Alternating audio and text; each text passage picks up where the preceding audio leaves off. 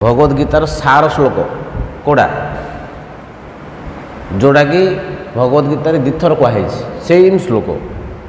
मु आगु कही आप कौ श्लोकटा कहले मन्मना भवमद भक्तो मज्जाजी मांग नमस्कुरु मामे वैश्य सत्यंते प्रतिजाने प्रियस्मे ये श्लोकटा दिथर कहुई कहीं दिथर भगवान दिथर कहीं कहले श्लोकटा को ना यहाँ बेसी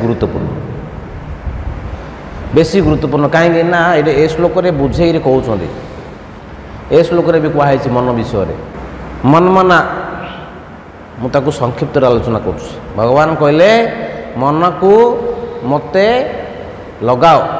आमर जो इस्कन कृष्ण चेतना संघ आंदोलन